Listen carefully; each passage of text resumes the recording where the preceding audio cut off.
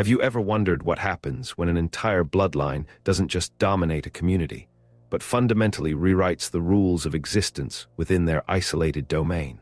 The archives of the Appalachian Folkloric Institute contain countless unsettling narratives, tales of backwoods feuds, lost souls, and the creeping isolation that can drive good people to unthinkable acts. But even among these dark chronicles, the file on Shadowpine Hollow, nestled deep within the Whisperwind Peaks of eastern Kentucky, stands alone. What began as my routine investigation into anomalous land deeds and long-forgotten census gaps in 2007 quickly escalated into something far more profound and terrifying: the systematic, multi-generational manipulation of an entire community by a family whose very nature seemed to defy the biological and physical laws we understand. I'm Dr. Alastair Finch, a senior researcher with the Institute, and for the past 15 years, Shadowpine Hollow has consumed my waking thoughts and haunted my dreams, its story a cold knot in the pit of my stomach, a testament to a horror far more insidious than simple violence. The Blackwood family first materialized in Shadowpine Hollow during the brutal winter of 1847. Materialized is the only word that truly fits. Local legends, particularly those whispered by the few remaining descendants of the old Cherokee clans who once hunted those peaks, claim that the patriarch, Elias Blackwood, didn't arrive by road or trail. They say he simply emerged from the mouth of Echoes, a limestone cavern system that tribal elders had meticulously sealed off centuries prior, warning of something ancient and hungry stirring within its depths. What is definitively documented, however, is that Elias appeared during the worst blizzard in Kentucky's recorded history, a storm that buried roads under 20 feet of snow and froze rivers solid. He carried nothing but a worn leather satchel and spoke a dialect of English that linguistic experts later described as archaic beyond explanation, as if he'd learned the language from sources that predated its modern evolution by several centuries. Within 6 months of his inexplicable arrival, Elias had acquired nearly 1,000 acres of what was considered the most remote and utterly worthless land in the region. The previous owners, the Calloway family, had vanished one spring night, leaving behind a homestead with meals still warm on the table and livestock that, inexplicably, refused to enter their barn ever again, instead huddling outside until they froze. Local authorities, desperate for a mundane explanation, attributed their disappearance to bears or possibly hostile drifters.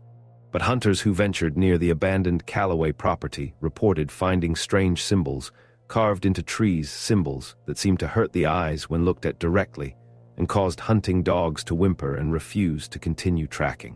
Elias Blackwood himself was described by the few who encountered him as unnaturally tall, gaunt, with fingers that seemed too long for his hands and eyes that reflected light like an animal's in darkness. More disturbing were the accounts of his speech patterns. Reverend Joshua Gable, who performed what would be the last wedding ceremony in the Hollow for nearly a decade, wrote in his private journal that Elias spoke as if he were translating his thoughts from another language entirely, often pausing mid-sentence, as if listening to whispered instructions only he could hear. It was as if the air itself carried a conversation only audible to him, a chilling private dialogue that seemed to guide his every move. The Blackwood compound began construction immediately, but not in any conventional sense.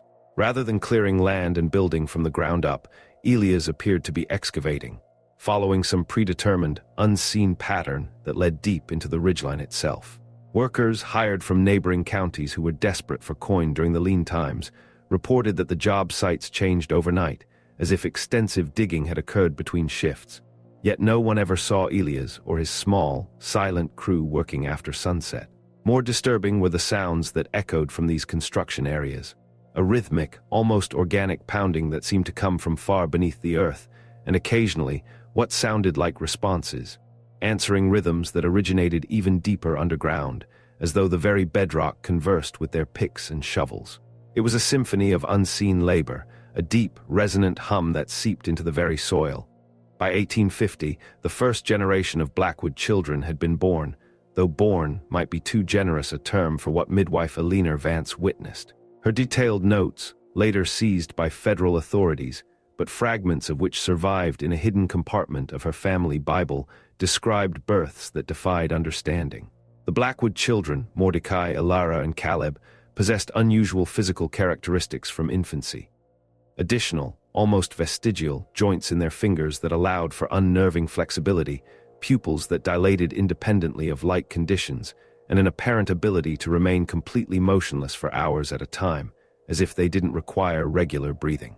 Their skin had a strange, almost luminescent quality, and their cries were less infantile wails and more a series of perfectly modulated tones that seemed to subtly affect the listener's emotional state. These children grew with unnatural speed, reaching what appeared to be adult size by age 12 and displaying intellectual capabilities that unnerved their rare visitors. They spoke in perfect unison when addressing outsiders, finishing each other's sentences with such mechanical precision that it appeared meticulously rehearsed, though witnesses insisted the conversations were spontaneous and unprompted. More troubling was their apparent knowledge of events occurring in distant locations. They accurately described the outcomes of elections in Washington before news could possibly have reached their isolated ridge, and they possessed detailed knowledge of their neighbors' private affairs, their secret shames and hidden desires, despite never leaving the family compound. It was as if every thought, every whispered confession across Shadowpine Hollow was laid bare before them. The true nature of the Blackwood family's influence became apparent through what locals began calling the drawing.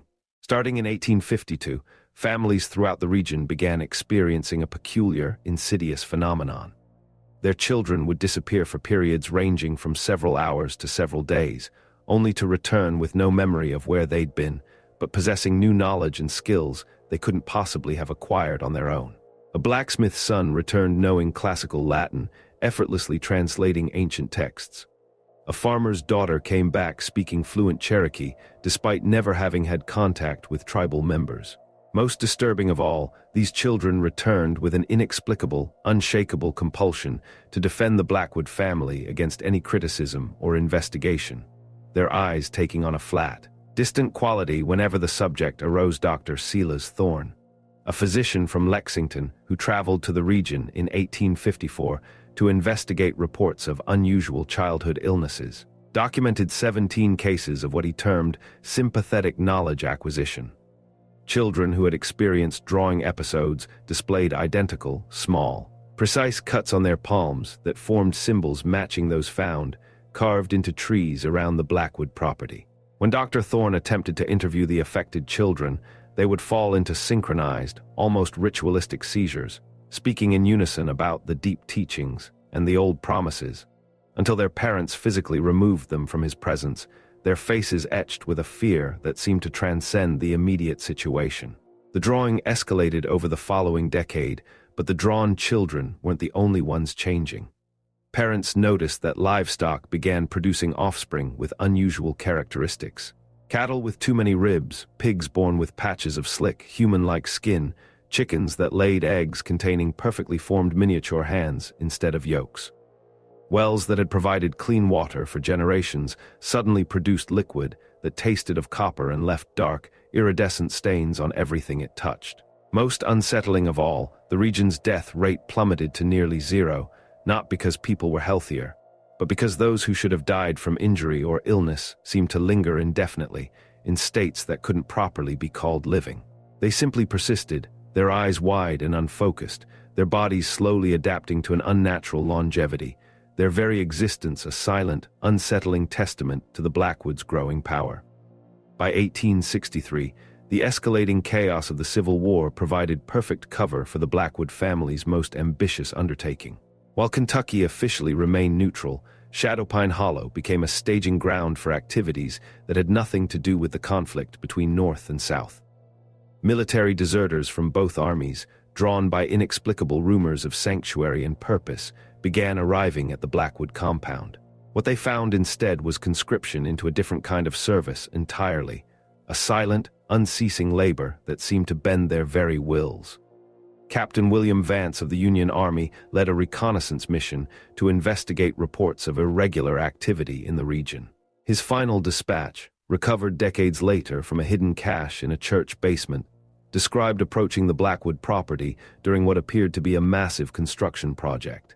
Hundreds of men worked in perfect, unnatural synchronization, excavating what Vance estimated to be a circular pit nearly a quarter-mile in diameter, descending far deeper than his field glasses could penetrate.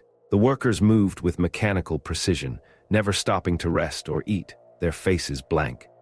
And when Vance attempted to approach for a closer inspection, he discovered that many of the laborers were men who had been reported killed in battles hundreds of miles away, their uniforms tattered but their movements eerily precise.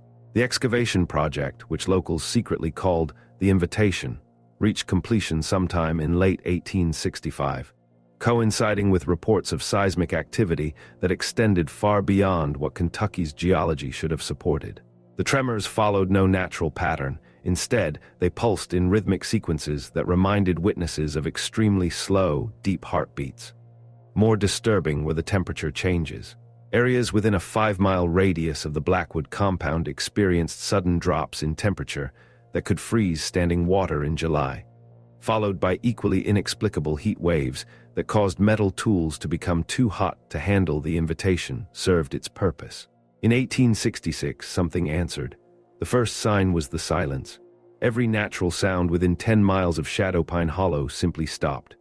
Birds fell from the sky mid-flight, not dead, but motionless, their eyes fixed on the Blackwood compound with expressions of what witnesses described as worship. Insects ceased their movements so completely that spiderwebs remained undisturbed for months, suspended like delicate, forgotten flags. Even the wind seemed to avoid the region, creating a zone of atmospheric stillness that made voices carry impossible distances and caused echo effects that suggested the landscape itself had become hollowed out, a resonating chamber for whatever lay beneath. What emerged from the excavation was never directly observed by outside witnesses, but its effects were undeniable. The Blackwood family members themselves began changing in ways that challenged basic human anatomy. Their proportions shifted subtly but consistently, arms growing longer, necks extending, facial features rearranging themselves into configurations that retained human elements while suggesting something altogether different, something older and more fundamental. Visitors who managed brief encounters described feeling intense vertigo when looking directly at any Blackwood family member, as if their visual perception couldn't properly process what it was seeing. As though their very forms rippled on the edge of comprehension, the drawn children became permanent residents of the compound, though their families continued to receive letters, written in their children's handwriting, describing lives and experiences that couldn't possibly be occurring in the isolated mountain settlement. These letters, preserved in their families' Bibles, contained knowledge of scientific discoveries and historical events that wouldn't occur for decades, suggesting that whatever had answered the invitation operated according to temporal rules that differed significantly from linear time. It was as if the children were experiencing a future already written, or perhaps writing it themselves. Federal intervention began in 1871 when disappearances extended beyond the immediate region. Entire families traveling through Kentucky on their way to Western territories simply vanished along certain mountain roads. Their wagons were found empty but undisturbed, as if the occupants had simultaneously decided to abandon their possessions and walk into the wilderness. Investigation revealed that all disappearances occurred within a gradually expanding radius centered on Shadowpine Hollow. The government response was unlike anything in American history. Rather than sending conventional military forces, authorities assembled a team that included geologists, archaeologists, theologians, and individuals whose expertise remains classified to this day. The expedition, designated Project Kronos, established a base camp in 1873 with the stated goal of geological survey and mineral assessment. Their real purpose was to determine whether the Blackwood family compound posed a threat to national security, to unravel the impossible threads of their existence. Project Kronos' findings, partially declassified in 1987, paint a picture of systematic reality manipulation that challenged every assumption about the physical laws governing Appalachian geology.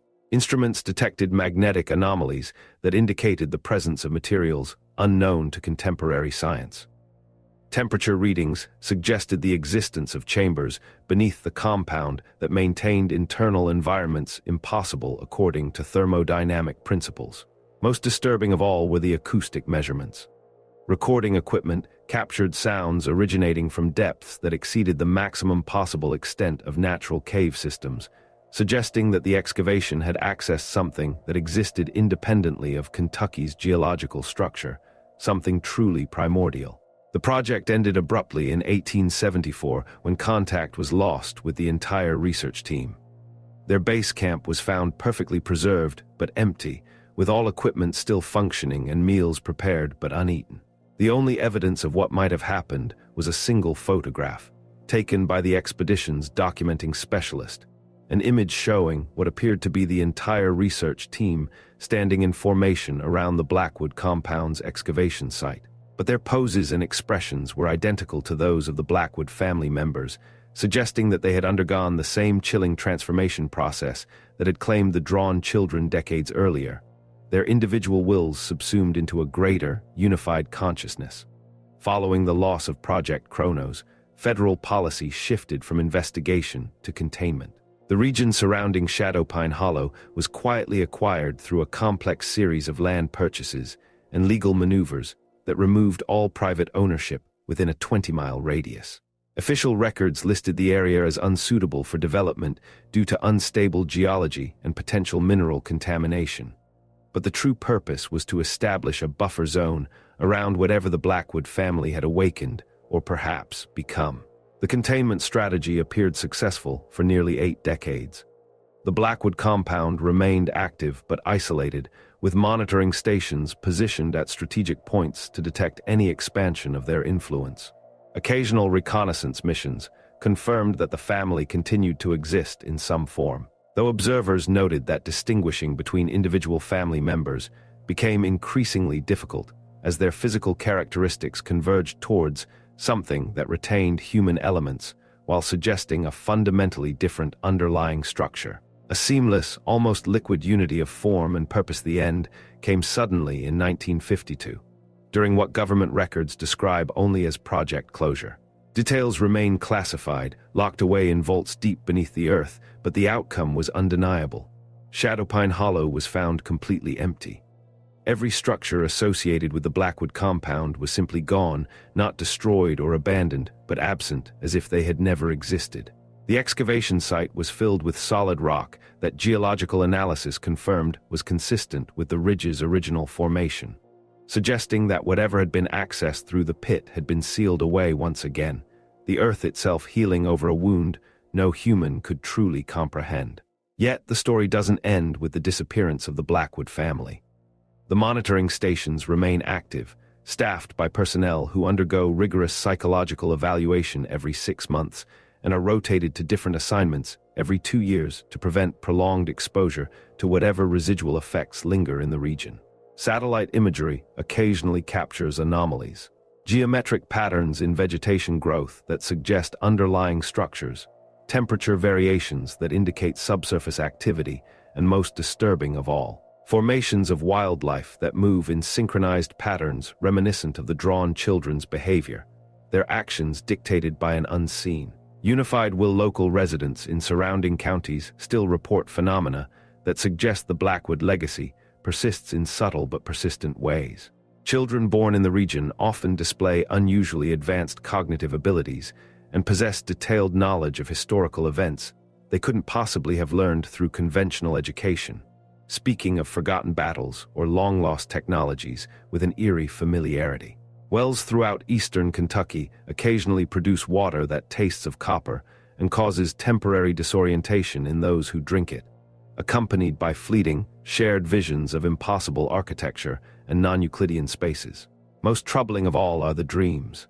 Residents report shared nocturnal experiences featuring the same recurring imagery. Vast underground chambers filled with figures that might once have been human, all moving in perfect synchronization, tending to something massive and patient that waits in the deepest darkness beneath Appalachia, something that pulses with a cold, ancient light.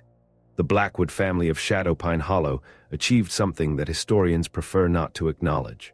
They successfully established contact with entities that exist outside our conventional understanding of reality, or perhaps they became such an entity. Their century-long experiment in bridging dimensions cost hundreds of lives and permanently altered the geological and metaphysical landscape of eastern Kentucky.